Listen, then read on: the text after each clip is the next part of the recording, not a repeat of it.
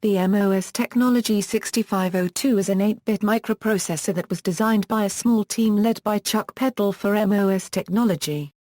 When it was introduced in 1975, the 6502 was, by a considerable margin, the least expensive full-featured microprocessor on the market. It initially sold for less than one-sixth the cost of competing designs from larger companies, such as Motorola and Intel, and caused rapid decreases in pricing across the entire processor market. Along with the Zilog Z80, it sparked a series of projects that resulted in the home computer revolution of the early 1980s. Popular home video game consoles and computers, such as Atari, Apple II, Nintendo Entertainment System, Commodore 64 and others, used the 6502 or variations of the basic design. Soon after the 6502's introduction, MOS Technology was purchased outright by Commodore International, who continued to sell the microprocessor and licenses to other manufacturers.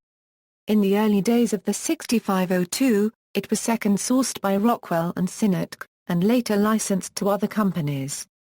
In its CMOS form, which is produced by the Western Design Center, the 6502 continues to be widely used in embedded applications, with estimated production volumes in the hundreds of millions. History and use. Origins at Motorola. The 6502 was designed by many of the same engineers that had designed the Motorola 6800 microprocessor family.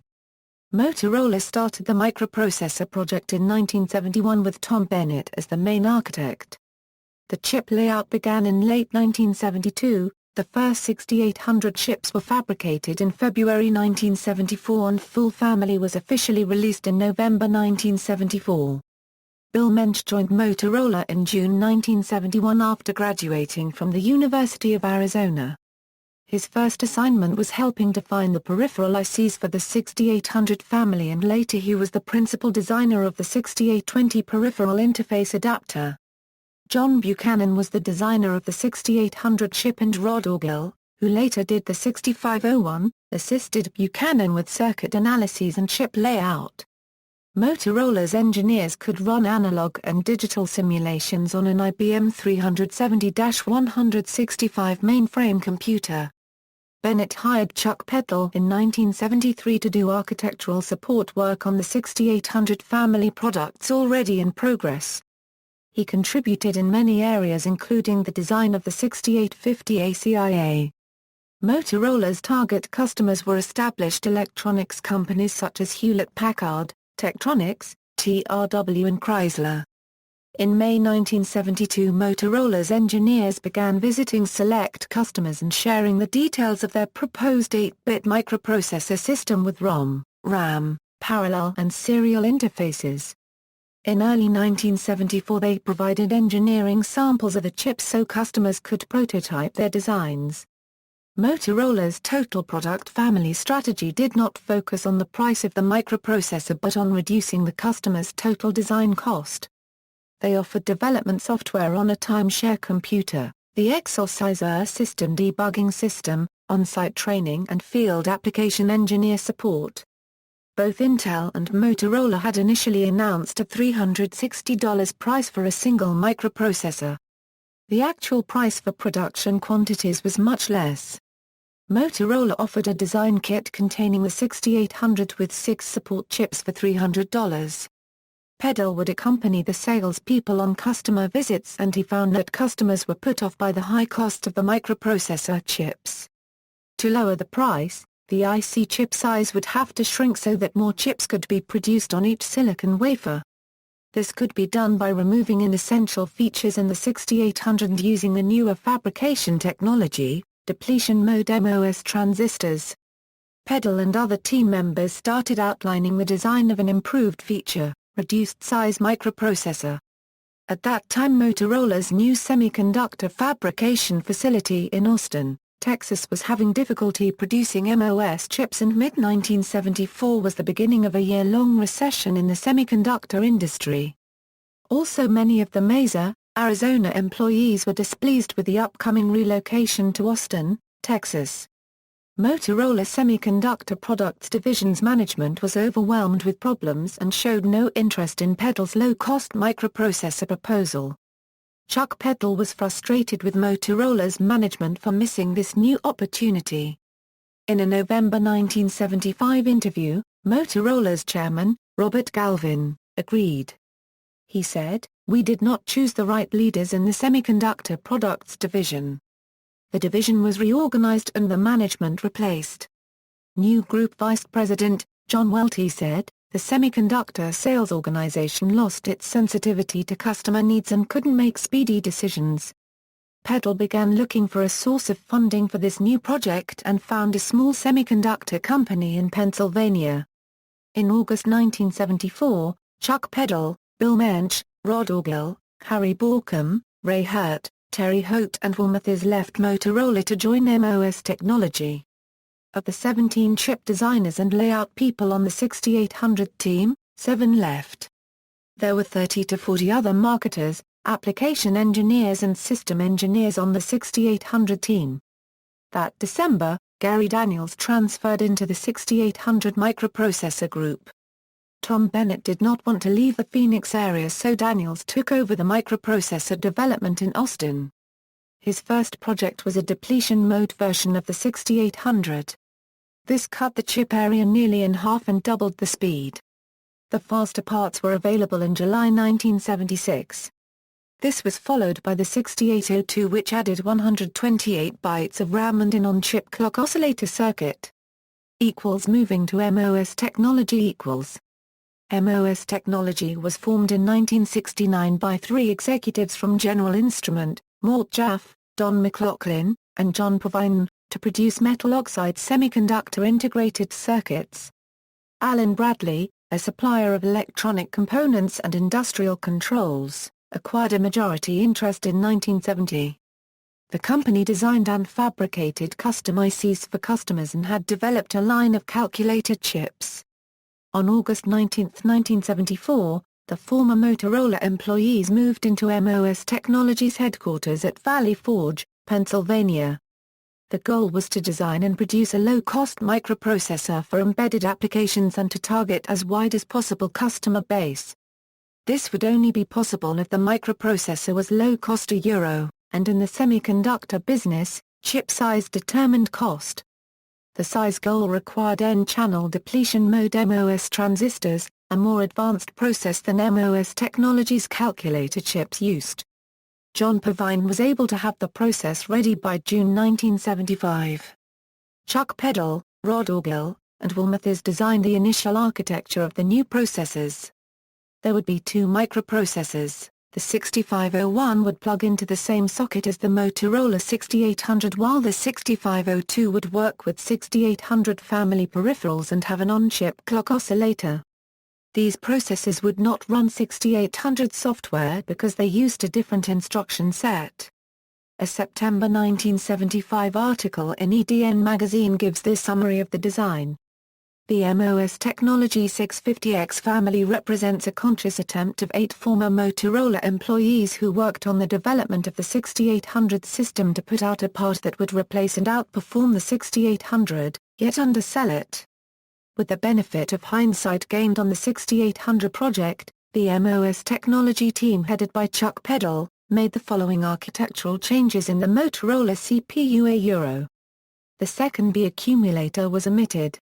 The 16-bit 6800 index register was split into 2 8-bit registers, and these registers operate in the true indexing mode. 3-state control was eliminated from the address bus outputs. A clock generator was included on the chip. The address bus was always active, so the VMA output was eliminated. An 8080 type RDY signal for single-cycle stepping was added. The chip high-level design had to be turned into drawings of transistors and interconnects. At MOS Technology, the layout was a very manual process done with color pencils and vellum paper. The layout consisted of thousands of polygon shapes on 6 different drawings, one for each layer of the semiconductor fabrication process. Rod Orgel was responsible for the 6501 design. He had assisted John Buchanan at Motorola on the 6800. Bill Mensch did the 6502.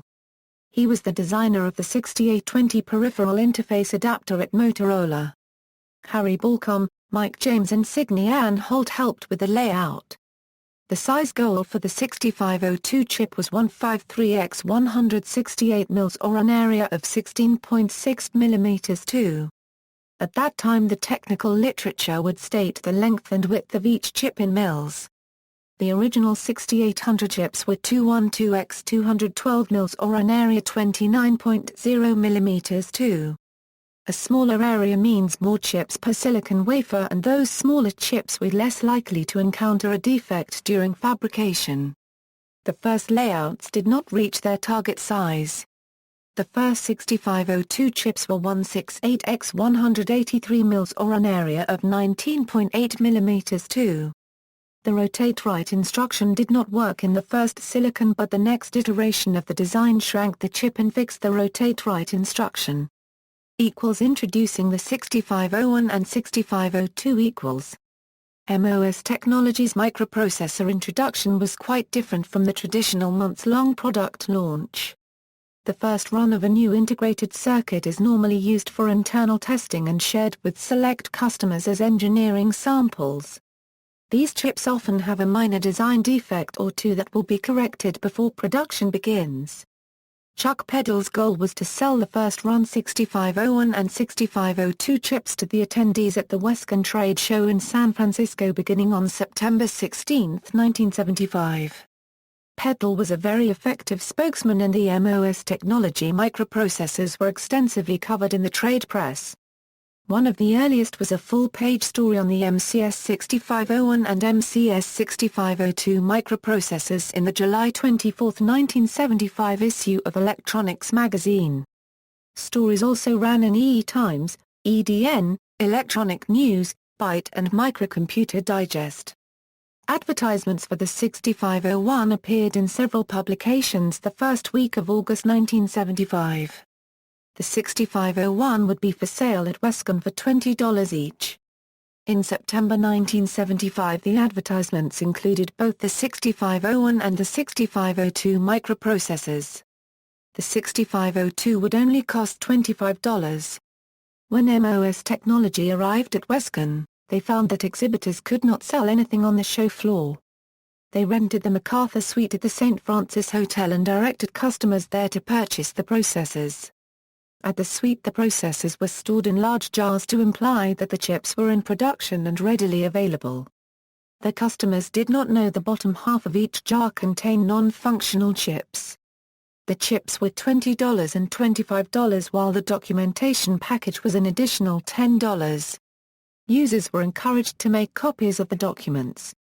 An inexpensive way for MOS Technology to distribute product information. The processors were supposed to have 56 instructions, but the rotate right instruction did not work correctly on these chips, so the preliminary data sheets just listed 55 instructions. The reviews in Byte and EDN noted the lack of the ROR instruction. The next revision of the layout fixed this problem, and the May 1976 data sheet listed 56 instructions. Peddle wanted every interested engineer and hobbyist to have access to the chips and documentation. Other semiconductor companies only wanted to deal with serious customers. Signetics was introducing the 2650 microprocessor, and advertisements asked readers to write for information on their company letterhead. Motorola lawsuit equals. The 6501/6502 introduction in print and at Wescon was an enormous success. The downside was the extensive press coverage got Motorola's attention. Motorola reduced the price of a single 6800 microprocessor from $175 to $69. The $300 system design kit was reduced to $150, and it now came with a printed circuit board. On November 3, 1975, Motorola sought an injunction in federal court to stop MOS Technology from making and selling microprocessor products.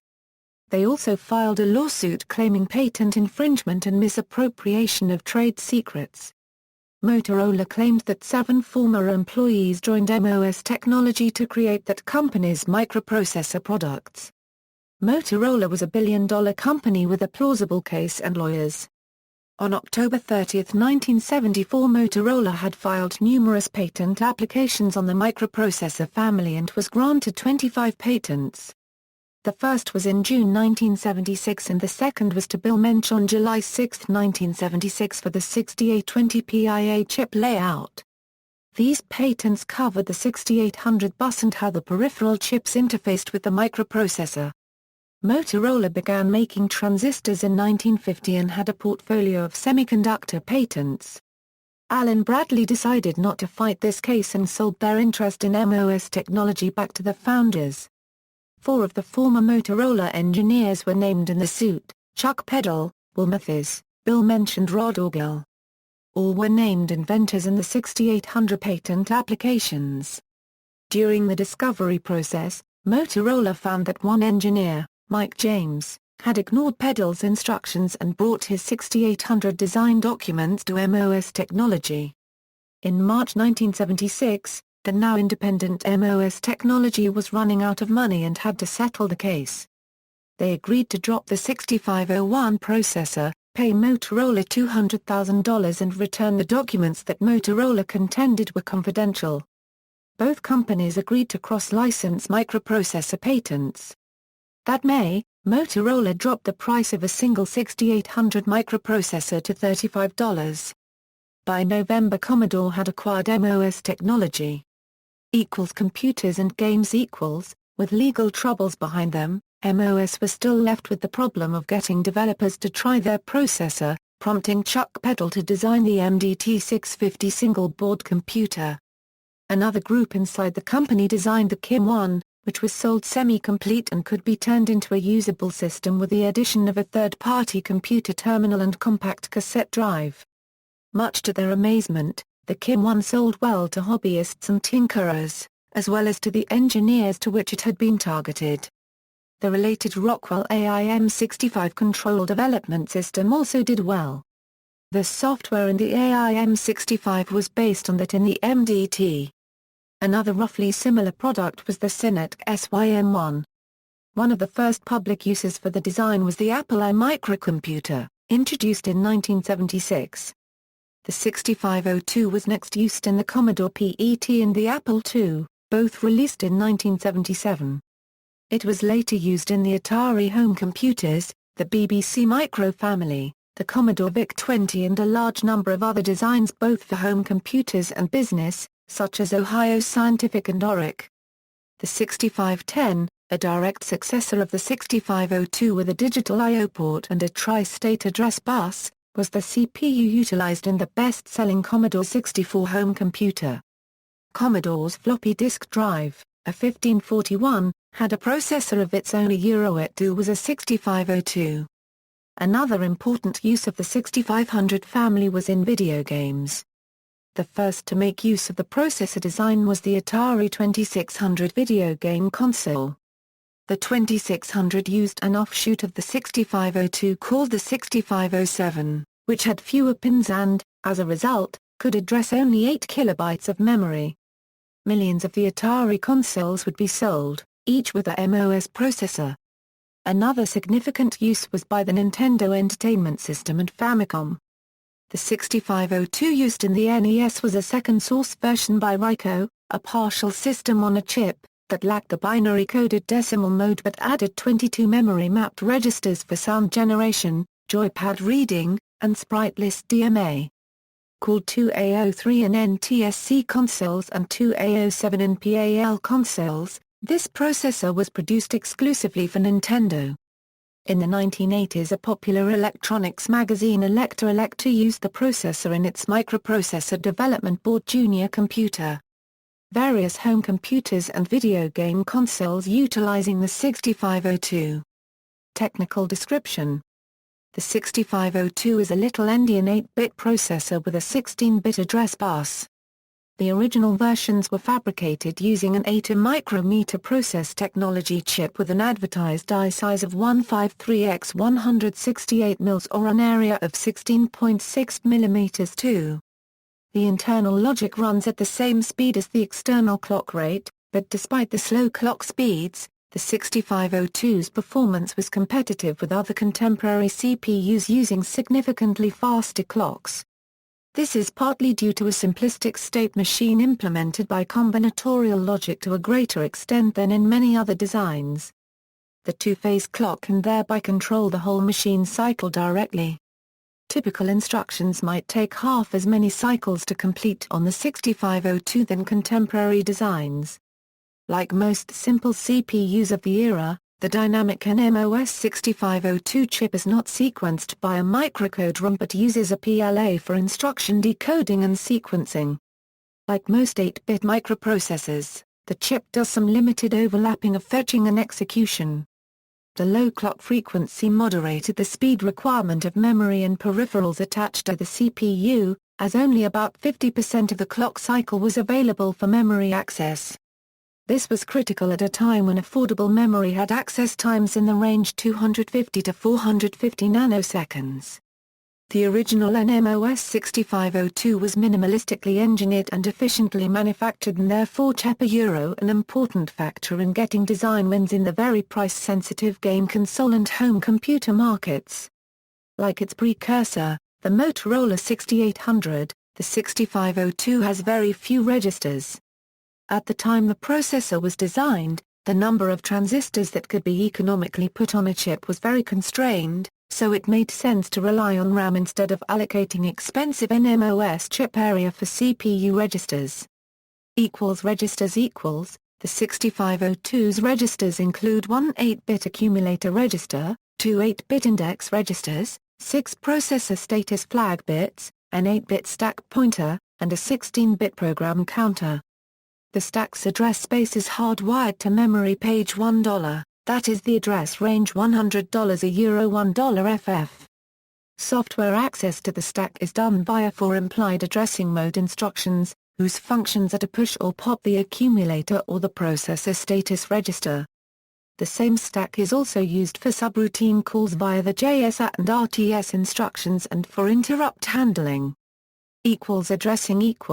The chip uses the index and stack registers effectively with several addressing modes, including a fast direct page, or zero-page mode, similar to that found on the PDP-8, that accesses memory locations from addresses 0 to 255 with a single 8-bit addressor Euro code. For the 6502 uses the zero-page much as code for other processors would use registers. On some 6502-based microcomputers with an operating system, the OS uses most of zero-page, leaving only a handful of locations for the user. Addressing modes also include implied, absolute, indexed absolute, indexed zero-page, relative, accumulator, indirect, X and indirect, Y, and immediate. Absolute mode is a general-purpose mode. Branch instructions use assigned 8-bit offset relative to the instruction after the branch. The numerical range -128-127 therefore translates to 128 bytes backward and 127 bytes forward from the instruction following the branch. Accumulator mode uses the accumulator as an effective address, and does not need any operand data. Immediate mode uses an 8-bit literal operand. Indirect addressing The indirect modes are useful for array processing and other looping. With the 5/6 cycle, indirect, Y mode, the 8-bit Y register is added to a 16-bit base address read from zero-page which is located by a single byte following the opcode. The Y register is therefore an index register in the sense that it is used to hold an actual index. Incrementing the index register to walk the array byte-wise takes only 2 additional cycles. With the less frequently used, indirect, X, mode, the effective address for the operation is found at the zero-page address formed by adding the second byte of the instruction to the contents of the X register. Using the indexed modes, the zero-page effectively acts as a set of up to 128 additional address registers. The 6502 is capable of performing addition and subtraction in binary or binary-coded decimal. Placing the CPU into BCD mode with the SED instruction results in decimal arithmetic, in which $99 plus $1 would result in $0 and the carry flag being set. In binary mode, the same operation would result in $9A and the carry flag being cleared. Other than Atari Basic, BCD mode was seldom used in home computer applications. See the Hello World article for a simple but characteristic example of 6502 assembly language. Detailed behavior: the processor's non-maskable interrupt input is edge-sensitive, which means that the interrupt is triggered by the falling edge of the signal rather than its level. The implication of this feature is that a wired OR interrupt circuit is not readily supported. However, this also prevents nested NMI interrupts from occurring until the hardware makes the NMI input inactive again, often under control of the NMI interrupt handler. The simultaneous assertion of the NMI and IRQ hardware interrupt lines causes IRQ to be ignored. However, if the IRQ line remains asserted after the servicing of the NMI, the processor will immediately respond to IRQ, as IRQ is level sensitive. Thus a sort of built-in interrupt priority was established in the 6502 design. The break flag of the processor is very different from the other flag bits. It has no flag setting, resetting, and testing instructions of its own, and is not affected by the PHP and PLP instructions. It exists only on the stack, where BRK and PHP always write a 1, while IRQ and NMI always write a 0. The SO input pin, when asserted, will set the processor's overflow status bit. This can be used by a high-speed polling device driver, which can poll the hardware once in only 3 cycles by using a branch on overflow clear instruction that branches to itself. For example, the Commodore 1541 and other Commodore floppy disk drives use this technique to detect without delay whether the serializer is ready to accept or provide another byte of disk data. Obviously great care must be used in the device driver and the associated system design, as spurious assertion of the overflow bit could ruin arithmetic processing. Example code: the following 6502 assembly language source code is a subroutine named MEMCPY that copies a memory block of a given size from one location to another. The data block is copied 1 byte at a time, and the data movement utilizes the zero-page indirect addressing mode. Variations and derivatives: there were several variants of the NMOS 6502 produced. The MOS Technology 6507 had reduced memory addressing capability and no interrupts. The MOS Technology 6510 has a built-in 6-bit programmable input-output port and was utilized in the Commodore 64. The Ryco 2A03 was a 6502 variant including an audio processing unit and lacking the BCD mode, used in the Nintendo Entertainment System. The 6502B clocked at 1.79 MHz was used in early Atari 8-bit computers. The 6502C was a customized 6502 chip used in later Atari 8-bit computers. It has a halt signal on pin 35 and a second W on pin 36. The 65C02 is a CMOS version of the NMOS 6502 that was designed by Bill Mensch of the Western Design Center, featuring reduced power consumption, support for much higher clock speeds, new instructions, new addressing modes for some existing instructions, and correction of NMOS errata, such as the JMP bug. CSG65CE02 was a CMOS derivative developed by the Commodore Semiconductor Group, formerly MOS Technology. The Rockwell R65F11 and the later R65F12 are enhanced versions of the 6502-based processor, also including on-chip zero-page RAM, on-chip 4th kernel ROM, a UART, etc. The GTE G65SC102 is software compatible with the 65C02, but has a slightly different pin layout and oscillator circuit. Some BBC master computers used this co-processor chip. In the mid-1980s Rockwell put two 6502 on one chip as the R65C00, R65C21, and R65C29. 6512 The MOS Technology 6512 relies on an external clock, instead of using an internal clock generator like the 6502. This was used to advantage in some designs where the clocks could be run asymmetrically, increasing overall CPU performance. The 6512 was used in the BBC Micro B Plus 64. 16-bit derivatives equals, the Western Design Center designed and produced the 65C816 processor, a 16-bit successor to the 65C02, with greatly enhanced features. The 65C816 architecture was the core of the popular Super Nintendo Entertainment System and the Apple IIGS computer. The W65C816's static core version is in current production and available through electronics distributors.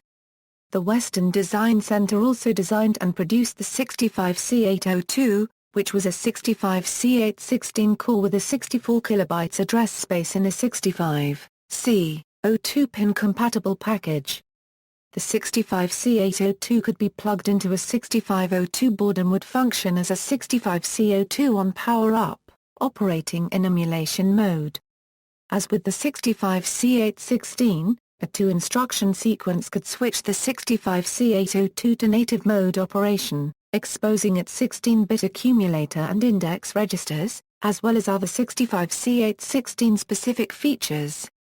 The 65C802 was not widely used either. New designs almost always were built around the 65C816, resulting in 65C802 production being discontinued. Bugs and quirks. The earliest revisions of the 6502, such as those shipped with some KIM-1 computers, had a severe bug in the ROR instruction.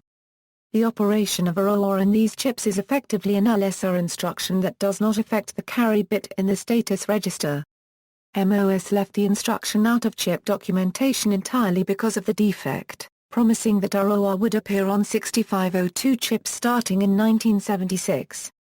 The vast majority of 6502 chips in existence today do not exhibit this bug. The NMOS 6502 family is noted for having a variety of undocumented instructions, which vary from one chip manufacturer to the next. The 6502's instruction decoding is implemented in a hardwired logic array which is only defined for 151 of the 256 available opcodes.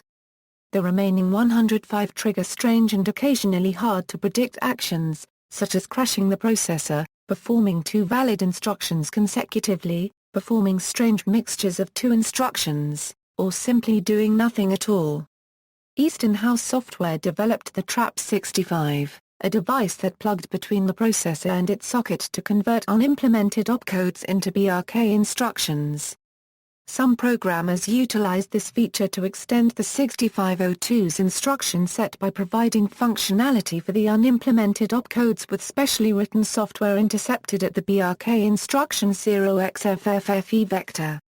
All of the undefined opcodes have been replaced by NOP instructions in the 65C02, an enhanced CMOS version of the 6502, although with varying byte sizes and execution times.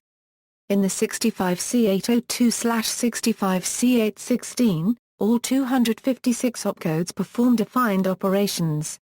The 6502's memory indirect jump instruction, JMP, is partially broken.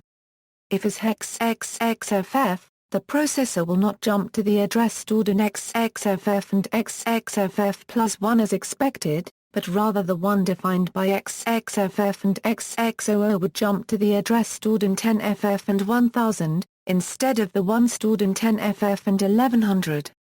This defect continued through the entire NMOS line, but was corrected in the CMOS derivatives. The NMOS 6502's indexed addressing across page boundaries will do an extra read of invalid address. This characteristic may cause random misuse by accessing hardware that acts on a read, such as clearing timer or IRQ flags, sending an I/O handshake, etc. This defect continued through the entire NMOS line, but was corrected in the CMOS derivatives, in which the processor does an extra read of the last instruction byte. The 6502's read-modify-write instructions perform one read and two write cycles.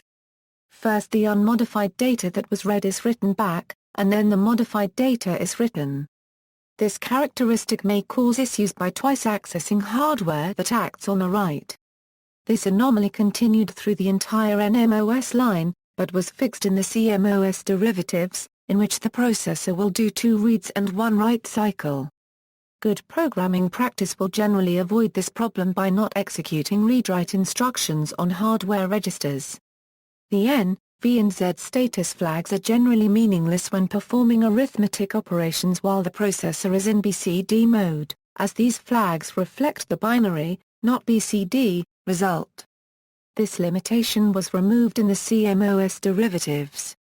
Therefore, this feature may be used to distinguish a CMOS processor from an NMOS version. If the processor happens to be in BCD mode when a hardware interrupt occurs, it will not revert to binary mode. This characteristic could result in obscure bugs in the interrupt service routine if it fails to clear BCD mode before performing any arithmetic operations. For example, the Commodore 64's kernel did not correctly handle this processor characteristic, requiring that IRQs be disabled or re-vectored during BCD math operations. This issue was addressed in the CMOS derivatives as well. The 6502 instruction set includes BRK, which is technically a software interrupt. BRK is most often used to interrupt program execution and start a machine language monitor for testing and debugging during software development. BRK could also be used to root program execution using a simple jump table. Unfortunately, if a hardware interrupt occurs at the same time the processor is fetching a BRK instruction, the NMOS version of the processor will fail to execute BRK and instead proceed as if only a hardware interrupt had occurred. This fault was corrected in the CMOS implementation of the processor. When executing JSR and RTS instructions, the return address pushed to the stack by JSR is that of the last byte of the JSR operand, rather than the address of the following instruction. This is because the actual copy takes place before the automatic increment of the program counter that occurs at the end of every instruction. This characteristic would go unnoticed unless the code examined the return address in order to retrieve parameters in the code stream. It remains a characteristic of 6502 derivatives to this day. Acceleration. As the 6502 is externally clocked, upgrading the speed involves more than dropping a faster chip into the processor socket. Many other components also need to be modified. To meet user demand, a number of companies sold hardware to speed up those systems. These accelerators included a modicum of high-speed RAM and glue circuitry used to synchronize the faster processor with the computer's original RAM and its peripherals. For example, the Apple II floppy disk relied on software accessing the controller's I/O registers with critical timing. Apple II accelerators were therefore designed to fall back to 1 MHz during disk access. The first accelerators were circuit boards. Some later accelerators miniaturized the processor and support circuits to fit into a DIP package that was plug-compatible with the original processor. See also, List of 6502 assemblers, MOS technology 6502-based home computers, interrupts and 65XX processors, transistor count. Works cited, Bagnall, Brian. Commodore, a company on the edge, Winnipeg, Manitoba, Variant Press. ISBN 978-0-9738649-6-0. Motorola 6800 Oral History Panel. Thomas H. Bennett, John Ickes, William Latin, Jeff Laville. Computer History Museum, March 28, 2008, Moderator, David Laws. Interview with William Mensch, Stanford and the Silicon Valley Project, October 9, 1995. Transcript. References. Further reading, Leventhal, Lance, a 6502 Assembly Language Programming 2nd edition. Osborne McGraw-Hill. ISBN 0-07-881216-X. Leventhal, Lance, a 6502 Assembly Language Subroutines. Osborne McGraw-Hill. ISBN 0-931988-59-4. Mansfield, Richard. Machine Language for Beginners, Personal Computer Machine Language Programming for the Atari, VIC, Apple, Commodore 64, and PET-CBM computers. Greensboro, North Carolina, Compute. Publications. ISBN 0-942386-11-6. Matthews, Ian.